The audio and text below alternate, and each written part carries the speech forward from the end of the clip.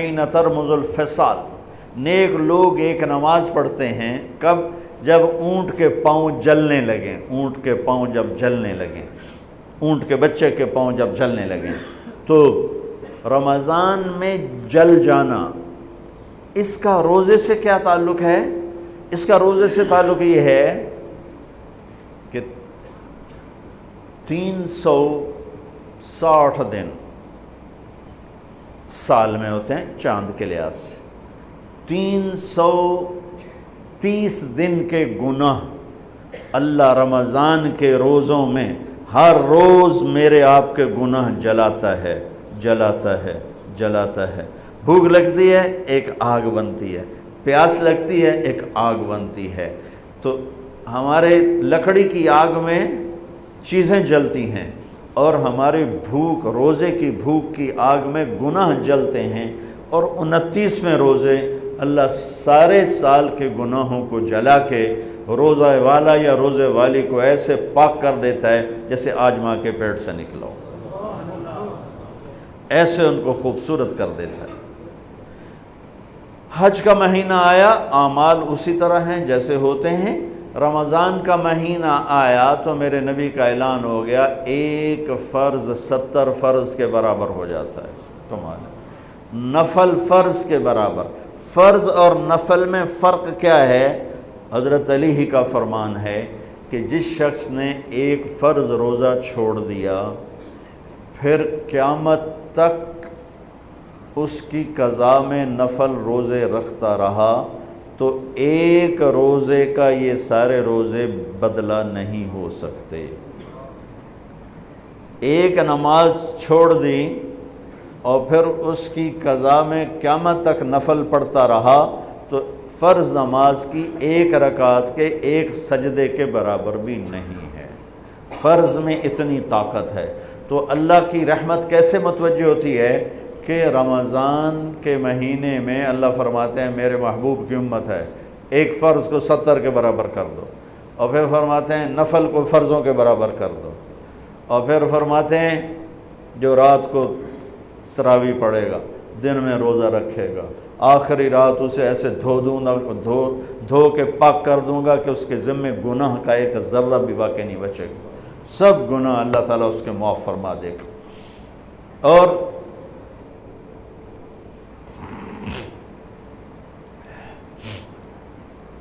میرے نبی نے فرمایا من صام رمضان ایمانا و احتسابا، دوسری بھی من قام رمضان ایمانا و احتسابا، جس نے روزہ رکھا اللہ کی رضا کے لیے، جس نے تراویح پڑھی اللہ کی رضا کے لیے، اس کے پچھلی زندگی کے سارے گناہ اللہ معاف فرما دیتا ہے۔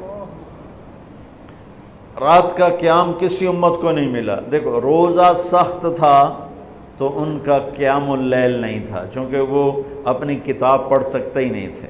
رمضان میں اللہ نے آسمانی کتابیں اتاریں، یکم رمضان کو ابراہیم علیہ السلام پر، 2 رمضان کو تورات موسیٰ علیہ السلام پر، 8 یا 6 رمضان کو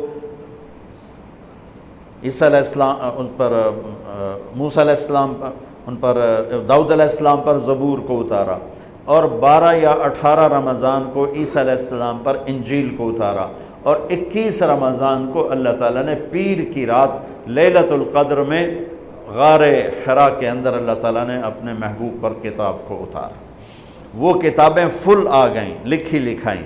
قرآن فل نہیں آیا، قرآن صرف ایک سورت کے 19 الفاظ آئے بس، اور پھر 23 برس میں قرآن اترا۔ کتنے انبیاء ایسے گزرے ہیں جن کے پاس جبریل زندگی میں ایک دفعہ آیا، زندگی میں جبریل ایک دفعہ، اور ایک سے لے کر آگے کوئی تعداد مقرر نہیں ہے، 100 دفعہ 200 دفعہ، لیکن آپ حیران ہوں گے ہمارے نبی پر جبریل 23 برس میں 24,000 دفعہ آئے، 24,000 دفعہ، جو ایک عجب العجائب ہے، عجب العجائب ہے۔ تو میرے بھائیوں، رات کی تراویح، دن کا روزہ، تراویح میں کیا ملنے والا ہے؟ میرے نبی کا فرمان ہے ہر سجدے پہ 1,500 نیکی، ہر سجدے پہ 1,500 نیکی۔ تھوڑی اپنی کاروباری مصروفیت گھٹاؤ، اپنی کاروباری مشقت گھٹاؤ، اپنے ملازموں کی بھی مشقت گھٹاؤ، تاکہ وہ تراویح پڑھ سکیں، روزہ رکھ سکیں، بشاشت سے پڑھ سکیں، اور اللہ کا فضل ہے ڈھیلے سے ڈھیلا حافظ بھی ہو تو 1.5 گھنٹے میں سارا کچھ نمٹ جاتا ہے۔ اتنی سی ہمت کرو میرے بھائیوں کہ افطاری میں تھوڑا کھاؤ۔ اگر تم پہلوانوں کی طرح شروع ہو گیا نا، پھر تو تم سے عشاء بھی نہیں پڑھی جائے گی، تراویح تم نے کیا پڑھنا۔ روزہ جسم کی فالتو چیزوں کو جلاتا ہے، روزہ ایک قوت پیدا کرتا ہے ایمانی شیطان کے خلاف۔ وہ کیسے پیدا کرتا ہے شیطان کے خلاف؟ اللہ تعالیٰ حلال کو بھی حرام کر دیتا ہے۔ جب بیوی کو بھی شہوت سے دیکھنا حرام ہو گیا اور یہ اس پہ قابو پا گیا تو اوروں کی عزت کو یہ حرام نظر سے کیوں دیکھے گا؟ جب یہ حلال کھانا چھوڑ گیا تو یہ جھوٹ کیوں بولے گا، یہ گالی کیوں دے گا، یہ غیبت کیوں کرے گا؟ جب یہ کان میں دوائی ڈالنا چھوڑ گیا کہ روزہ ٹوٹ جاتا ہے تو یہ اوروں کی غیبت کیوں سنے گا، اوروں کی برائی کیوں سنے گا؟ جب یہ آنکھ میں دوائی نہیں ڈالتا ہے کہ وہ حلق میں جاتی ہے، وہاں سے وہ پیٹ میں چلی جاتی ہے، روزہ ٹوٹ جاتا ہے، تو یہ ان آنکھوں سے غلط کیوں دیکھے گا؟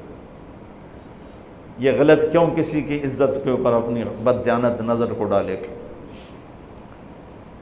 تو جب یہ اندھیرے میں بند کمرے میں ٹھنڈا پانی پڑا ہوا ہے اور ہاتھ نہیں لگاتا ہے اور اللہ کا دھیان اسے یاد ہوتا ہے کہ اللہ دیکھ رہا ہے، نہاتے ہوئے ہونٹ بند کر لیتا ہے کہ کوئی پانی کا قطرہ منہ میں نہ چلا جائے اور میرا روزہ نہ ٹوٹ جائے، خراب نہ ہو جائے، تو یہ جب اللہ کا اتنا دھیان اس کو نصیب ہو جاتا ہے کہ اللہ دیکھ رہا ہے، ورنہ کیا کسی کو کیا خبر کہ میں 2 گلاس پانی پیتا یا میں پیاس سے بول رہا ہوں۔ تو جب وہ اللہ کو اتنا اپنے دھیان میں لے آتا ہے کہ اللہ دیکھ رہا ہے، میں پانی نہیں پیوں گا، اللہ دیکھ رہا ہے، میں بیوی کو ہاتھ نہیں لگاؤں گا، اللہ دیکھ رہا ہے، میں کسی کی عزت پر بری نظر نہیں ڈالوں گا، اللہ دیکھ رہا ہے، میں کسی کی برائی نہیں سنوں گا، اللہ دیکھ رہا ہے، میں کسی کی برائی نہیں کروں گا، تو پھر جب یہ بازار میں جائے گا تو جھوٹ تو نہیں بولے گا، جب یہ تولے گا تو غلط تو نہیں تولے گا۔ ہاں یہ الگ بات ہے، بہت سے مجھے ملے کہ جب بس رمضان میں جھوٹ چھوڑ دیتے ہیں، اس کے بعد پھر شروع ہو جاوی تھا رمضان میں رشوت نہیں لیتا ہوں، اس کے بعد پھر شروع ہو جاتا ہے۔ تو چلو شکر ہے 1 مہینہ تو مسلمان رہتے ہیں۔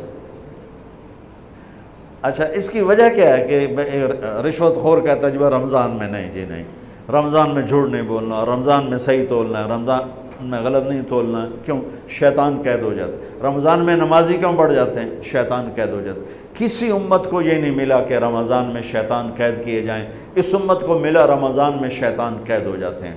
کسی امت کو یہ نہیں ملا کہ رمضان میں جہنم کے دروازے بند ہو جائیں، اس امت کو ملا ہے رمضان میں جہنم کے دروازے بند ہو جاتے ہیں، جنت کے دروازے کھل جاتے ہیں۔ کسی امت کو یہ نہیں ملا کہ ان کے لیے ہر مخلوق دعا کرے، رمضان کے مہینے میں اس امت کو یہ ملا ہے کہ ان کے روزہ رکھنے والوں کے لیے چونٹیاں بھی دعا کرتی، پرندے بھی دعا کرتے ہیں، مچھلیاں بھی دعا کرتی ہیں، ہوائیں دعا کرتی ہیں، ہر